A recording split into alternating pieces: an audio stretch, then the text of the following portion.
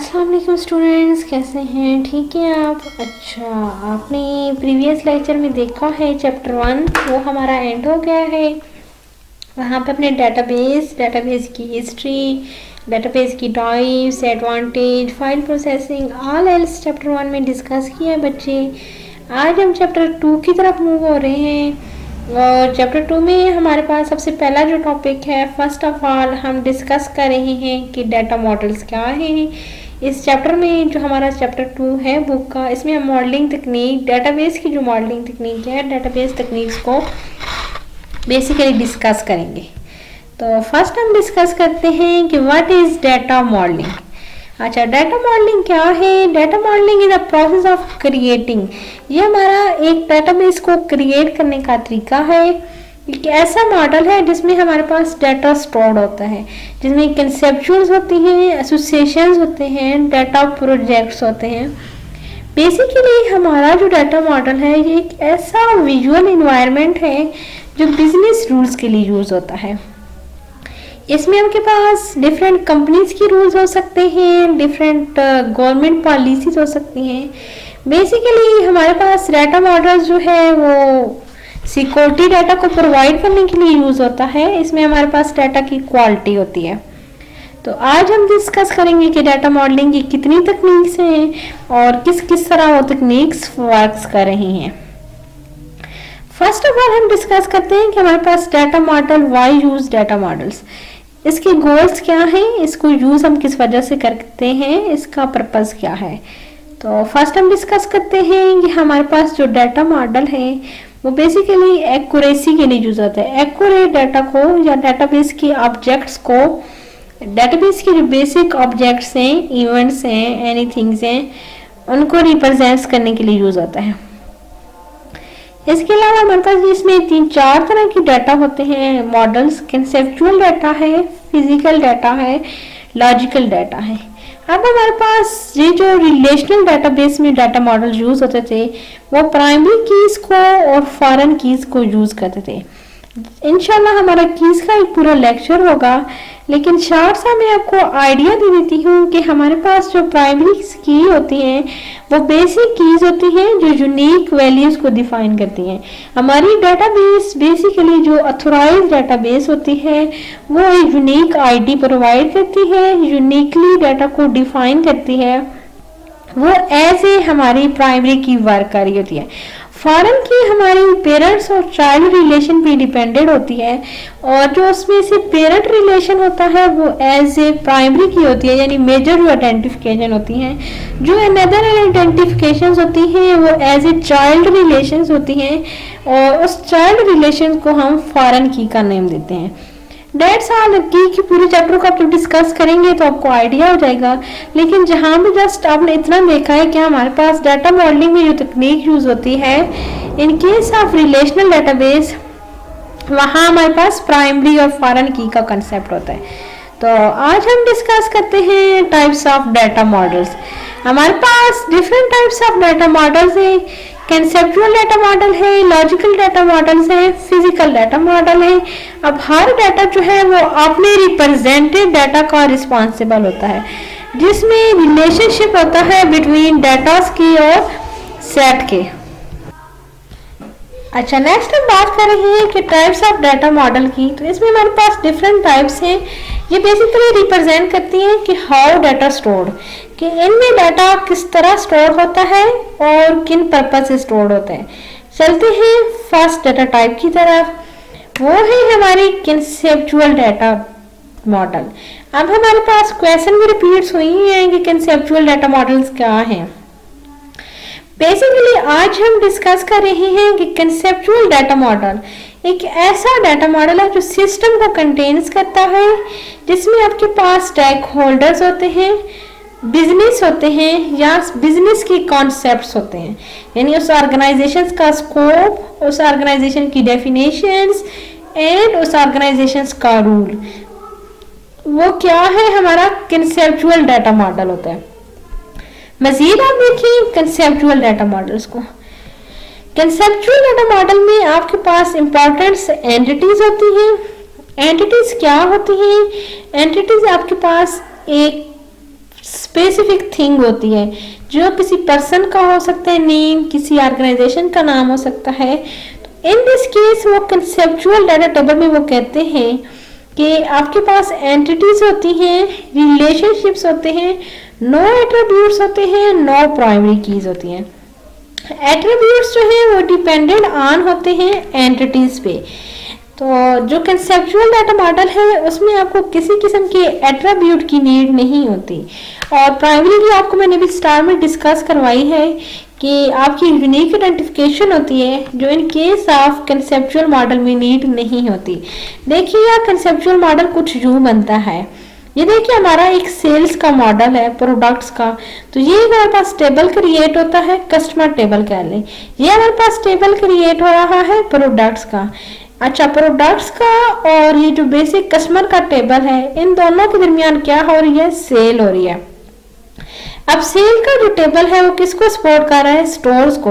यानी इसमें आपके पास बेसिक कंसेप्ट क्या हो रहा है कि एक स्टोर है, एक ऑर्गेनाइजेशन है जो क्या कर रही है? सेल कर रही है।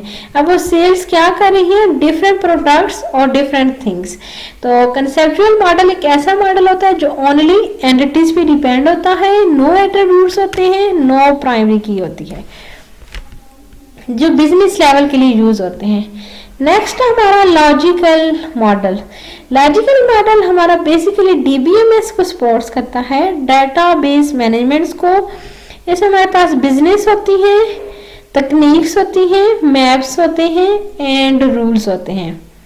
अच्छा, लॉजिकल मॉडल्स में हमारे पास कौन कौन से बेसिकली फीचर्स होते हैं? लॉजिक्स होती हैं। कंसेप्चुअल मॉडल में आपके पास कंसेप्ट से, तो लॉजिकल मॉडल में आपके पास क्या होंगे? लॉजिक्स होंगे, रूल्स होंगे। अब देखिए इसमें आपके पास ऑल एंटिटीज होंगी। ऑल एंटिटीज अवेलेबल हैं, तो ऑल एट्रीब्यूट्स भी यहाँ पे आपको नीड होंगी। यहाँ पे आपको प्राइमरी कीज भी नीड होंगी, यहाँ पे आपको फॉरेन की भी नीड होगी। और नॉर्मलाइज डाटा, नॉर्मलाइज डाटा की वो वाली फॉर्म होती है जो बिल्कुल एक्यूरेट होता है, जिसमें किसी किस्म की कोई भी अनॉमलीज या एरर्स नहीं होते। वो हमारा नॉर्मलाइज डाटा होता है, नॉर्मल फॉर्म ऑफ डाटा उसे हम कह सकते हैं। इंशाल्लाह नॉर्मलाइजेशन पे हमारे पूरे लेक्चर्स होंगे, सेपरेट एक पूरा चैप्टर है नॉर्मलाइजेशन का, जिसे हम डिस्कस करेंगे। और नॉर्मलाइजेशन का क्वेश्चन भी पेपर में आता है, लेकिन फिल वक्त आप इतना इसको माइंड में रखें कि नॉर्मलाइजेशन एक ऐसी चीज़ है जो basically normal, accurated, without any anomalies data होता है। अच्छा, लॉजिकली में हमारे पास अगर एक टेबल जनरेट हो रहा है, तो देखिए टेबल्स के सारे ये जो चीज़ है ये उसके एट्रीब्यूट्स हैं। प्रोडक्ट है, प्रोडक्ट्स नंबर्स हैं, कैटेगरीज हैं, प्रोडक्ट्स टाइप्स हैं, ये सारे उसके एट्रीब्यूट्स हैं। ये चीज़ जो आपको नजर आ रही है ये एट्रीब्यूट्स हैं। उसके अलावा आपके पास सेल्स हैं, तो ये सारे के सारे सेल टाइप है। प्रोडक्ट टाइप सेल में भी आएगी कि कौन सी आपने प्रोडक्ट सेल की है, ये उसके एट्रीब्यूट्स हैं। और लास्ट पे ये कस्टमर्स के एट्रीब्यूट्स हैं। तो लॉजिकल मॉडल आपके पास कंसेप्चुअल में और लॉजिकल में डिफरेंट, या कंसेप्चुअल में कोई एट्रीब्यूट नहीं थे। देखिए आपने उसका स्ट्रक्चर देखा, ये प्लेसेस हमारी एट्रीब्यूट्स वाली बिल्कुल खाली थी, इनमें कोई डाटा एंटर नहीं था। लेकिन इसमें क्योंकि हमारे पास नो एट्रीब्यूट्स है, लॉजिकल में हमारे पास जहाँ लॉजिक्स हैं, तो इसमें हमारे पास जो है वो एट्रीब्यूट्स एंटर्ड हुए हुए हैं। अच्छा, चलते हैं नेक्स्ट में। नेक्स्ट है हमारे पास फिजिकल मॉडल। फिजिकल मॉडल एक ऐसी तकनीक है जो सपोर्ट, ये भी बेसिकली डीबीएमएस को ही कर रही है। डीबीएमएस को इस वजह से कर रही है कि ये हमारे पास एक डीबीए इसे सपोर्ट कर रहा है, यानी एक यूजर इसे सपोर्ट कर रहा है। डीबीए आपने प्रीवियस लेक्चर में देखा है कि डेटाबेस एडमिनिस्ट्रेटर होता है, पर्सन होता है, डेवलपर होता है, जो बेसिकली इसको क्रिएट करते हैं।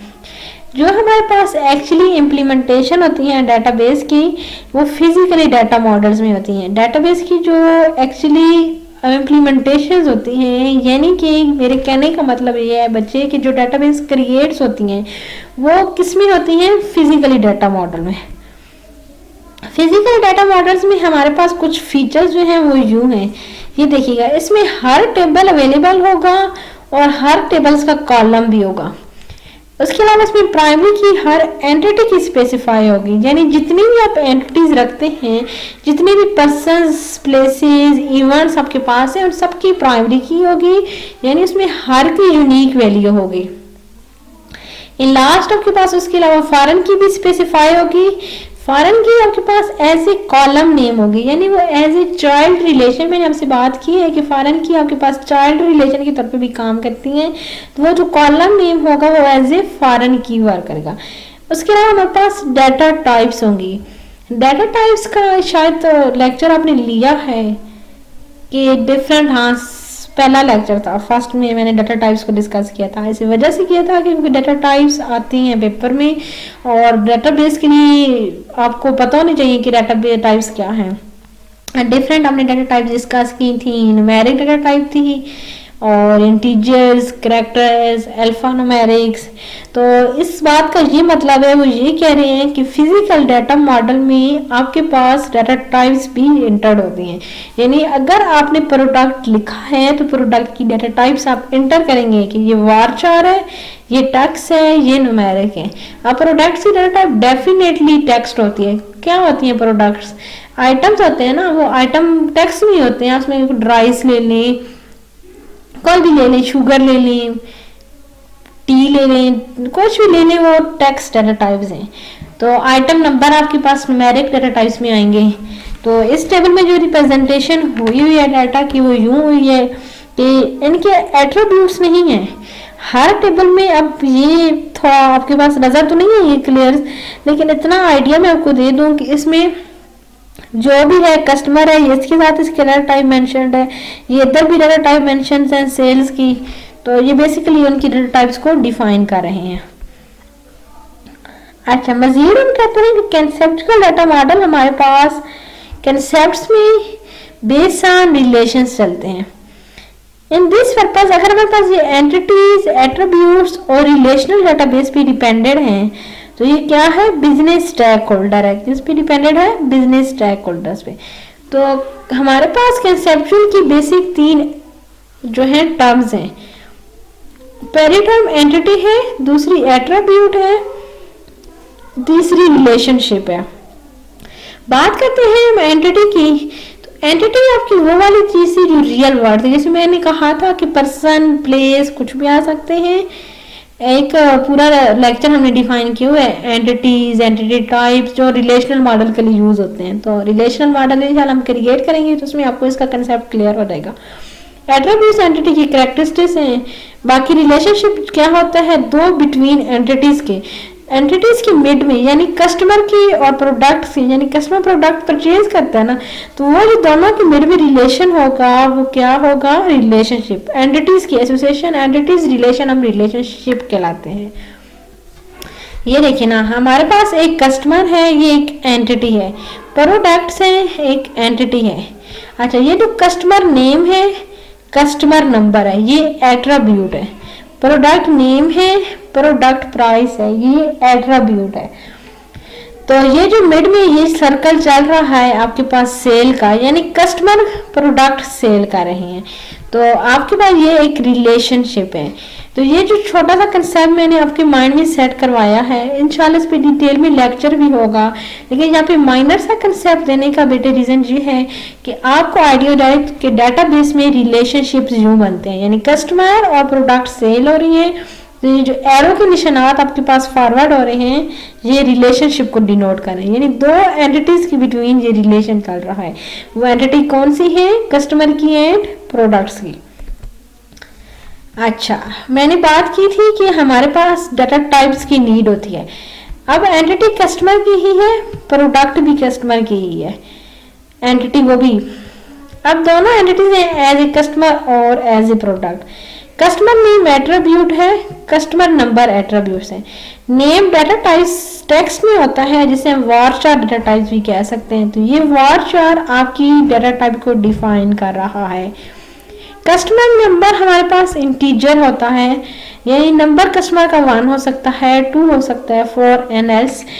वो आपके पास न्यूमेरिक वैल्यू होती है, जिसे हम इंटीजर डाटा टाइप्स कहते हैं। इसने इंटीजर से डिनोट करवाया।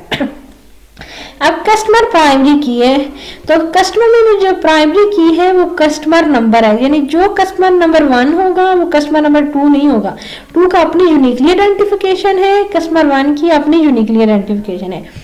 अब बात हो रही है प्रोडक्ट्स की। अब ये हमारे पास वारचार है, सिमिलर ये कस्टमर नेम की तरह प्रोडक्ट नेम भी डाटा टाइप है, तो वारचार डाटा टाइप को शो कर रही है। प्रोडक्ट प्राइस जाहिर सी बात है 50, 80 ये जो भी है न्यूमेरिक वैल्यू होती है, यूनिकली की होती है, तो इसे हम क्या है इंटीजर्स के थ्रू या न्यूमेरिक के थ्रू शो करवा रहे हैं।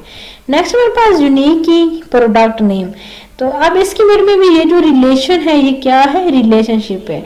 तो ये शॉर्ट सा व्यू है आपके पास कि डेटाबेस में कुछ यूं एंटिटीज होती हैं और ये स्ट्रक्चर होता है डाटा को इंटर करने का, इस तरह रिलेशनशिप्स क्रिएट होते हैं इन फॉर्म ऑफ डेटाबेस। तो आपने डाटा मॉडल डिस्कस किए कि आपके पास कंसेप्चुअल डाटा मॉडल था, फिजिकल डाटा मॉडल था और लॉजिकली डाटा मॉडल था। That's all. अब हम इनके एडवांटेज डिस्कस करते हैं। हमारे पास जो डाटा मॉडल्स के डिफरेंट एडवांटेज हैं। फर्स्ट ऑफ ऑल हमारे पास जो एडवांटेज है वो क्या है कि ये एज ए ऑब्जेक्ट रिप्रेजेंट होते हैं। क्या रिप्रेजेंट होते हैं? ऑब्जेक्ट्स। इसके अलावा ये बिटवीन टेबल्स के, रोज के, कॉलम्स के रिलेशंस क्रिएट होते हैं जो बेसिकली किस पर्पस के लिए यूज होते हैं? बिजनेस कम्युनिकेशंस के लिए, बिजनेस ऑर्गेनाइजेशंस के लिए। तो ये मेजर एडवांटेज है डाटा मॉडल्स का। नेक्स्ट आपके पास डिसएडवांटेज है। इसका डिसएडवांटेज है कि जब डेवलपिंग फिजिकली डाटा मॉडल्स को या किसी भी और टाइप के डाटा मॉडल को स्टोर करता है तो वो एज ए कैरेक्टरिस्टिक्स करता है। उसमें क्या हो सकती है कि कम्प्लेक्सिटी आ सकती है, नेगेटिव पॉइंट्स आ सकते हैं, या कि मैनेजमेंट में बायोग्राफिकली प्रॉब्लम्स आ सकते हैं रिक्वायरमेंट्स पे। वो प्रॉब्लम किसी टाइप्स के भी हो सकते हैं, इंटरनल एप्लीकेशंस की हो सकते हैं, स्ट्रक्चर्स की हो सकते हैं, या कि डीबीएमएस की वैल्यू या लैंग्वेज जो है जिसमें भी आपने उसे सेट करना होता है वो एडजस्टेबल नहीं होती कुछ सिस्टम्स के लिए, तो हमारे पास डिसएडवांटेज कंसिडर हो जाता है उसका।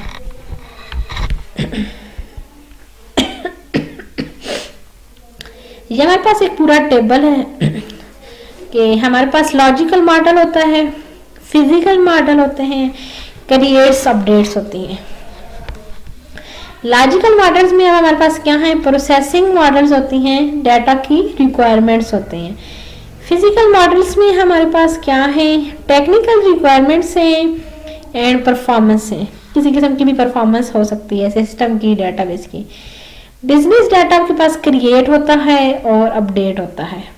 और स्टार्ट में भी यही बात बताई गई है कि हमारे पास डाटा मॉडलिंग बेसिकली डेटाबेस की एक तकनीक है जो 3-4 तकनीक्स पे डिपेंडेंट है, फिजिकल्स पे, लॉजिकल्स पे, कंसेप्चुअल पे। और बुक ने ये चैप्टर 2 भी इसी बात पे दिया हुआ है। पूरा ये चैप्टर है कि कंसेप्चुअल डाटा मॉडल्स कहाँ हैं, लॉजिकली और फिजिकल, जो आपने आज के लेक्चर्स में ले लिए। जो डाटा को बेसिकली इसका कंक्लूजन क्या है, एट द एंड थीम क्या है कि हमारे पास डाटा को सिक्योर करने के लिए, डाटा की सिक्योरिटी के लिए, मेंटेनेंस के लिए एंड क्वालिटी ऑफ डाटा को रिप्रेजेंट करने के लिए यूज होता है। और इस क्वालिटी को मेंटेन करने के लिए हम एंटिटीज रखते हैं, एट्रीब्यूट्स रखते हैं और रिलेशनशिप्स रखते हैं। देन हमारे पास डाटा मॉडलिंग की तकनीक्स कंप्लीट हो जाती हैं। ये देखिए इसमें हमारे पास एक्टिविटीज मॉडल्स होते हैं, और इसके अलावा टेक्निकल इन्वायरमेंट्स होते हैं, रिक्वायरमेंट्स होती हैं, बिजनेस डाटा हो सकता है, कंसेप्चुअल डाटा में एंटिटीज होती हैं, attributes, relation, integrity rules, physicals में tables, columns, keys, triggers, events etcetera data जो भी हो। इसका स्ट्रक्चर आपने पीछे मजीद इमेजेस में देखा है तो बहुत है इसके लिए। ये इस तरह कुछ स्ट्रक्चर होता है, फिजिकल मॉडल होता है, देन लॉजिकल, देन कंसेप्चुअल। अब हम चलेंगे फंक्शन ऑफ डाटाबेस के, सॉरी मैपिंग की तरफ। मैपिंग जो है वो डाटाबेस की बेसिक तकनीक है। ये एक ऐसी तकनीक है जो process of connecting data field from one source to data field is another source. यानी डाटा की आपने एक बात देखी है कि रो में डाटा होता है एंड कॉलम में। कॉलम का जो डाटा होता है उसे हम डाटा फील्ड कहते हैं। अब मैपिंग एक ऐसी तकनीक है कि जो आपका कनेक्ट होता है, अगर एक कॉलम में वो डाटा कनेक्ट है तो वो दूसरे भी सोर्स ऑफ कॉलम में वो फील्ड होगी। तो उसे हम क्या कह सकते हैं कि ये हमारे पास डाटा को इजी एक्यूरेट करने के लिए या करेक्शन के लिए या इससे हमारे पास रिड्यूस हो सकती हैं प्रोटेक्शनल ऑफ एरर्स, तो हम मैपिंग की तकनीक यूज करते हैं। आपने देखी है कि कस्टमर का था हमारे पास रिलेशन और प्रोडक्ट का, तो उसमें आपने ये बात चेक की है बच्चे कि कस्टमर का क्या था, कस्टमर नेम था, यही था ना, कस्टमर नेम था, कस्टमर नंबर था। प्रोडक्ट में आपने यही बात देखी है कि प्रोडक्ट नेम था, प्रोडक्ट नंबर था। अब ये जो प्रोडक्ट की नेम और नंबर है या कस्टमर नेम और नंबर है, ये डाटा की मैपिंग है, मैपिंग तकनीक है। यानी एक कॉलम फील्ड में भी वो सोर्स है, दूसरे कॉलम फील्ड में भी वो सोर्स है। अब कस्टमर के कॉलम फील्ड में कस्टमर का नंबर जो है वो उस कॉलम को यूनिक कर रहा है, और जो प्रोडक्ट्स का कॉलम है उसमें हमारे पास प्रोडक्ट नंबर जो है वो उस कॉलम का सोर्स है, उस कॉलम को यूनिक कर रहा है। तो बात आपको क्लियर हुई है कि मैपिंग तकनीक एक ऐसी तकनीक है जो एक कॉलम फील्ड में होती है और वो ही कॉलम फील्ड दूसरे में भी होती है, वो दूसरे सोर्स ऑफ कॉलम में भी होती है जो उसे यूनिकली आइडेंटिफाई करती हैं, जहाँ पे किसी किस्म की अनोमलीज या पोटेंशियल ऑफ एरर्स क्रिएट नहीं हो सकते। ये देखिए हमारे पास डाटा मैपिंग है इन केस ऑफ डिजिटल मार्केटिंग। ये हमारे पास एम्प्लॉयज का डाटा है, पोटेंशियल कस्टमर्स का डाटा है, एग्जिस्टिंग कस्टमर्स का डाटा, 3-4 डाटा है। अब सब में हमारे पास नेम्स हैं, एड्रेस है, ईमेल्स, मोबाइल फोन, सोर्स हैं, लीगल बेसिक्स हैं, अपडेट्स हैं। जिस तरह हमारे पास एक वेयर वैन की कंडीशंस चलती हैं कंप्यूटर्स में, डाटाबेसेस में, तो ये हमारी देखिए एक फील्ड में है और दूसरी सोर्स ऑफ फील्ड में वो डाटा मैच कर रही है। मैपिंग टेक्निक है, जहाँ पे भी आपके पास नेम और ईमेल था यहाँ पे भी आपके पास है, यहाँ भी आपके पास नेम और एड्रेस है। तो ये चीज़ हमारे पास डाटा मैपिंग होती है, जिसकी एग्जांपल अभी मैंने आपको कस्टमर और प्रोडक्ट के केस में भी दिया है, जो हमने बेसिक पीछे आपको रिलेशनशिप के लिए क्लियर करवाई थी, वहाँ पे दी हुई थी। अब हम मूव होते हैं फंक्शंस ऑफ डाटाबेस। डाटाबेस के फंक्शन मोस्ट इंपॉर्टेंट हैं और ये हमेशा एग्जाम में पेपर थ्योरी में रिपीट होता है कि डाटाबेस के फंक्शंस कौन कौन से हैं, क्योंकि ये चैप्टर 2 का क्वेश्चन है। डिफरेंट फंक्शंस होते हैं। पहला फंक्शन हम डिस्कस करते हैं data dictionary.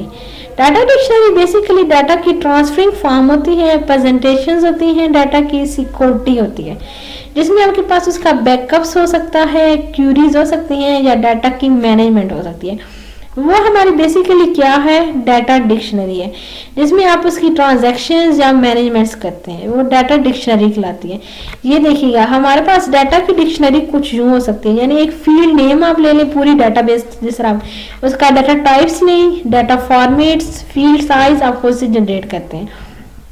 Description and examples, ये आपका डाटाबेस में जब डाटा इंटर होता है, टेबल्स क्रिएट होते हैं, वहाँ पे इंटर होते हैं, डाटा डिक्शनरी जिसे हम कह सकते हैं, जिससे डाटा ड्राइव होता है, जिससे डाटाबेस में डाटा ड्राइव होने के अमल को क्या कहा जाता है, डाटा डिक्शनरी।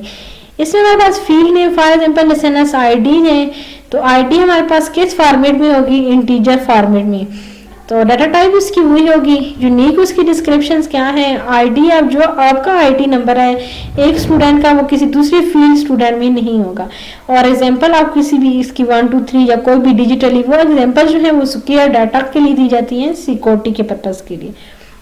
तो data dictionary basically driving of data या जनरेटिंग ऑफ डाटा होता है, जो कि डाटाबेस में क्रिएट किया जाता है। नेक्स्ट है हमारे पास data storage management. Data storage basically related to data होता है, जिसमें आपके पास डाटा की एंट्री फॉर्म होती है, रिपोर्ट्स होती हैं और उसका एक प्रोसीजरल कोड होता है, फॉर्मेट्स, वीडियोस, पिक्चर्स, वो डाटा स्टोरेज होती है, यानी वो किसी भी फॉर्म में स्टोर हो सकता है, जिसे हम स्टोरेज एफिशिएंसी भी कह सकते हैं या आप उसे स्टोरेज स्पीड भी कह सकते हैं। यानी डाटा की स्टोरिंग क्या है कि वो हार्डवेयर में सिस्टम पे जो डाटा स्टोर होता है वो इन फॉर्म ऑफ सॉफ्टवेयर होता है, वो कुछ भी डाटा हो सकता है, वो जो डाटा की मॉडिफिकेशन होती है, डाटा की सेविंग होती है, वो क्या कहलाती है, डाटा स्टोरेज। तो पहला फंक्शन क्या है, डाटा डिक्शनरी, दूसरा फंक्शन क्या है, data storage.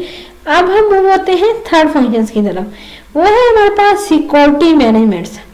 Security management basically एक सिक्योरिटी का फंक्शन होता है जो डाटाबेस को अलाउ करता है।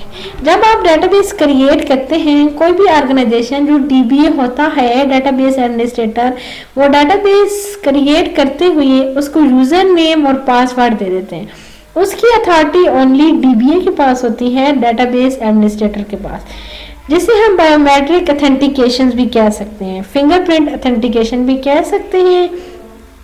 अब वो टोटली डाटा की सिक्योरिटी के लिए यूज होती है। वो ऑथेंटिकेशन पासवर्ड होता है, ऑथेंटिकेशन यूजर नेम होता है।